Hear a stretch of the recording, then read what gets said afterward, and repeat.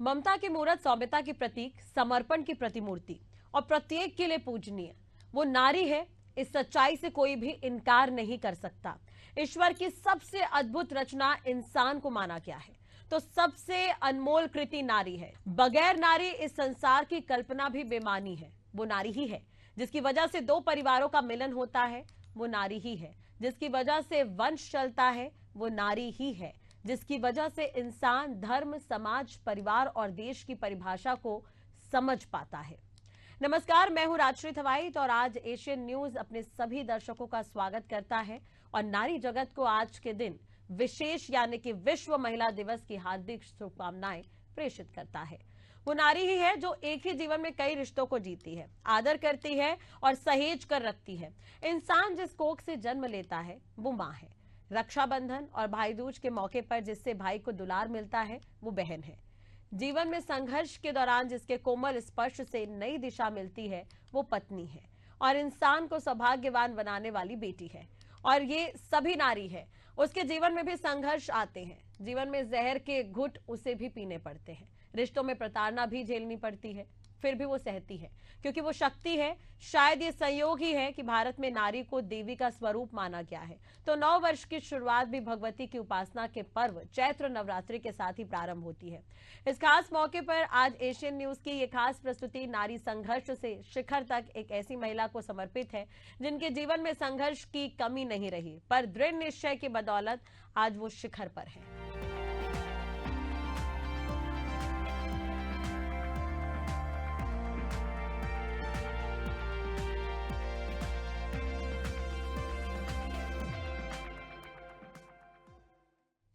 भारतीय समाज में नारी का सम्मान किसी दिन का मोहताज नहीं है। कायदे से हर दिन नारी के सम्मान को समर्पित होना चाहिए क्योंकि मानव जीवन एक नारी की ही देन है। लेकिन एक पहचान के तौर पर विश्व में 8 मार्च को महिलाओं के प्रति विशेष सम्मान के लिए चुना गया है। इस दिन विशेष को और भी खास बनाने के लिए एशियन न्यूज की खास प्रस्तुति देश की सर्वोच्च पद पर आसीन राष्ट्रपति द्रौपदी मुर्मू को समर्पित है, जिनका पूरा जीवन संघर्ष के साथ बीता, पर आज वो शिखर पर है। देखिए हमारी एक खास रिपोर्ट।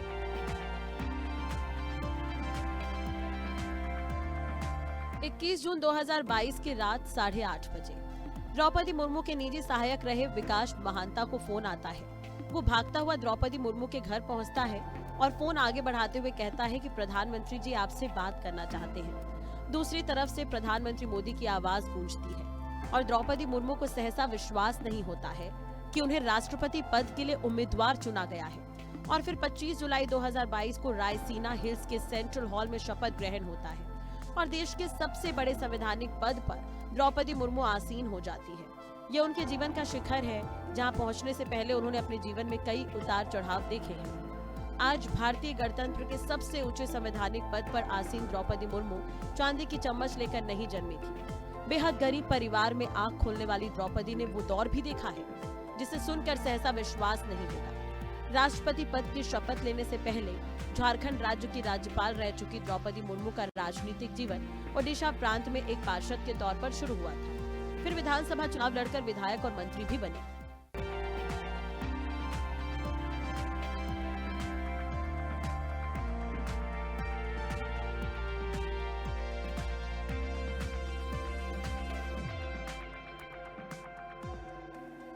आज पूरा विश्व जिस द्रौपदी मुर्मू को जानता और पहचानता है, उनका बचपन दयनीयता के साथ गुजरा है। पिता की स्थिति बेहद कमजोर थी, बड़ी मुश्किलों से गुजारा होता था। पढ़ने के लिए स्कूल की दूरी तय करना आसान नहीं था, पर कहा जाता है कि कोशिश करने वालों की हार नहीं होती। भारत की राष्ट्रपति द्रौपदी मुर्मू इसकी सबसे बड़ी मिसाल है।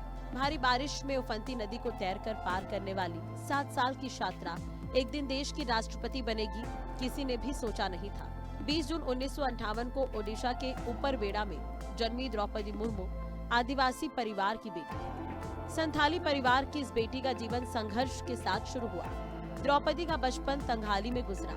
उनके पास जूते खरीदने तक के पैसे नहीं थे, इसलिए वो नंगे पांव स्कूल जाती थी। पूरे साल उन्हें सिर्फ 2 जोड़ी कपड़े में गुजारा करना पड़ता था। वो कपड़ों को बारी बारी से धोकर अपना काम चलाती थी। रोजाना सुबह उठकर बर्तन धोना, फर्श की सफाई करना, कुएं से पानी निकालना, गौशाला की सफाई करना जैसे काम निपटाने के बाद वो स्कूल जाती थी। द्रौपदी के पिता के पास उनके लिए नई किताबें खरीदने के पैसे नहीं थे। वे कक्षा पास कर चुके बच्चों के पिता से द्रौपदी के लिए किताबें मांगते थे। द्रौपदी उन किताबों को गोंद से चिपका कर पढ़ती थी। गोंद नहीं मिलता था तो चावल उबाल कर उससे किताबें चिपकाती थी। द्रौपदी बचपन से ही सच के साथ मजबूती से खड़ी रही। पढ़ाई में अव्वल आना द्रौपदी की आदत में शुमार हो गया था। हमेशा सबसे ज्यादा नंबर उन्हीं के आते थे। नियम के मुताबिक मॉनिटर उन्हें ही बनना चाहिए था, लेकिन क्लास में लड़कियों की संख्या काफी कम थी। 40 छात्रों में सिर्फ 8 लड़कियां थी। लड़के नहीं चाहते थे कि द्रौपदी मॉनिटर बने। शिक्षकों के मन में भी शंका थी कि लड़की होकर वो पूरे क्लास को कैसे संभालेंगी, लेकिन द्रौपदी अड़ गई। उन्होंने मास्टर से पूछा, क्या मैं मॉनिटर नहीं बन सकती? इस पर मास्टर को कहना पड़ा कि तुम मॉनिटर बन सकती हो, तुम जरूर बनोगी। और फिर द्रौपदी मॉनिटर बन गई। शादी के बाद द्रौपदी मुर्मू पति के साथ भुवनेश्वर में शास्त्री नगर इलाके में किराए पर रहने लगी। 1 साल बाद दोनों को बेटी हुई। इसी दौरान उनके पति ने पुरानी नौकरी छोड़कर एक प्राइवेट बैंक ज्वाइन कर लिया। पति को नई नौकरी के लिए झारखंड आना पड़ता था। नौकरी के साथ साथ द्रौपदी के लिए बेटी की देखभाल करना मुश्किल टास्क था। ससुराल वाले उन पर पति के साथ रहने के लिए दबाव बनाते थे। 1983 में निमोनिया से द्रौपदी की बेटी की मौत हो गई। मजबूरन उन्हें सरकारी नौकरी छोड़नी पड़ी। वे अपने पति के साथ झारखंड रहने लगी। इसी बीच मुर्मू को 3 बच्चे हुए, 2 बेटा और 1 बेटी। कुछ साल बाद वो रायरंगपुर लौट आई। धीरे धीरे उनके बच्चे बड़े होते गए, स्कूल जाने लगे। रायरंगपुर में रहते हुए उन्हें 10 साल हो गए थे। साल 1997 में रायरंगपुर में पार्षद के चुनाव होते थे। बीजेपी अब तक ओडिशा में अपनी पहचान नहीं बना पाई थी। वार्ड संख्या 2 के लिए एक उम्मीदवार तलाश रही थी। ये सीट महिलाओं के लिए आरक्षित थी। द्रौपदी जिस संथाल समाज से आती है, उस सीट पर उस समाज का काफी प्रभाव था। लिहाजा द्रौपदी बीजेपी के लिए सबसे मुफीद उम्मीदवार थी। उन्हें सरकारी काम करने का अनुभव भी था। रविंद्र महंत जब बीजेपी के जिला अध्यक्ष थे, उनका घर द्रौपदी के स्कूल के ठीक बगल में था। ऐसे में यह स्वाभाविक था कि महंत के घर आने जाने वाले लगभग सभी स्थानीय नेता द्रौपदी को पहचानते थे। राजकिशोर दास जो नगर पंचायत अध्यक्ष थे, उन्होंने सबसे पहले द्रौपदी को एक शिक्षक के जरिए पार्टी में शामिल होने और चुनाव लड़ने का प्रस्ताव भेजा, लेकिन उन्होंने चुनाव लड़ने से मना कर दिया। तब बीजेपी नेताओं ने उनके पति श्यामा चरण मुर्मू से संपर्क किया। श्यामा बैंक में मैनेजर थे। श्यामा ने कहा, ये राजनीति हमारे लिए नहीं, हम छोटे लोग हैं, औरतों के लिए तो बिल्कुल भी ठीक नहीं। पर बीजेपी नेता उन्हें बनाने के लिए अड़े रहे। आखिरकार वे तैयार हो गए। द्रौपदी चुनाव लड़ी और जीती भी। यहाँ से उनके राजनीतिक सफर की शुरुआत हुई। बाद में द्रौपदी विधायक बनी और ओडिशा सरकार में मंत्री भी।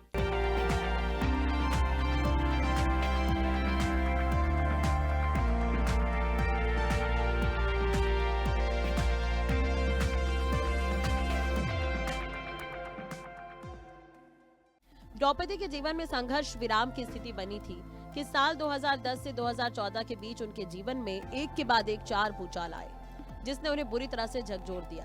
द्रौपदी गहरे निराशा की आगोश में चली गई। 2010 में उनके बड़े बेटे की अचानक मौत हो गई। अभी वो इस सदमे से उबर भी नहीं पाई थी कि एक सड़क हादसे में उनके दूसरे बेटे की जान चली गई और बहू का गर्भपात हो गया। इन घटनाओं ने उनके पति को बीमार कर दिया और साल 2014 में उनके पति भी चल बसे। यहाँ से उबरना द्रौपदी के लिए आसान नहीं था। लगातार एक के बाद एक हादसों से गुजर रही द्रौपदी के पास एक दिन गृह मंत्रालय से फोन आया। उन्हें बायोडाटा भेजने के लिए कहा गया। उस अधिकारी ने वजह नहीं बताई, लेकिन द्रौपदी ने अनुमान लगा लिया था कि उन्हें निगम अध्यक्ष बनाया जा सकता है। आम लोग भी ऐसा ही सोच रहे थे। कुछ लोग ये भी कह रहे थे कि द्रौपदी को राष्ट्रीय अनुसूचित जनजाति आयोग का सदस्य बनाया जा रहा है। इसी बीच आईबी यानी कि इंटेलिजेंस ब्यूरो के अधिकारियों ने उनसे कांटेक्ट किया। उन लोगों ने ये जांचा कि किसी थाने में द्रौपदी के खिलाफ कोई केस तो नहीं है। आईबी के अफसरों ने द्रौपदी से कहा। इसके बाद द्रौपदी को खबर मिली कि उन्हें झारखंड का राज्यपाल बनाया जा रहा है। वे झारखंड की पहली महिला राज्यपाल थी, पहली राज्यपाल जिसने 5 साल का कार्यकाल पूरा किया। राज्यपाल रहते हुए 2016 में उन्होंने अपने ससुराल के गांव पहाड़पुर में 6ठी से 10वीं तक के छात्रों के लिए स्कूल खोला। इस स्कूल का नाम पति और दोनों बेटों की याद में रखा, Shyam Laxman Sipun memorial school. School के लिए उन्होंने लगभग 3.5 एकड़ जमीन दान कर दी। झारखंड के राज्यपाल का कार्यकाल पूरा करने के बाद जुलाई 2021 में द्रौपदी अपने शहर रायरंगपुर लौट आई और फिर 1 साल घर में बिताने के बाद 21 जून 2022 को प्रधानमंत्री का उन्हें फोन आता है। राष्ट्रपति पद के उम्मीदवार चुना जाता है और 25 जुलाई 2022 को द्रौपदी मुर्मू राष्ट्रपति पद की शपथ लेती है। राष्ट्रपति द्रौपदी मुर्मू ने जिन संघर्षों के साथ अपने जीवन को जिया, देश में हजारों लाखों महिलाएं हैं जो इसी तरह आज भी संघर्ष कर रही हैं। पर हकीकत यह है कि हर नारी का संघर्ष उन्हें खुद को, उनके परिवार को या उनके समाज को एक मुकाम तक पहुंचाने में सफल होती ही है। विश्व महिला दिवस पर एशियन न्यूज की खास पेशकश में फिलहाल इतना ही। नमस्कार।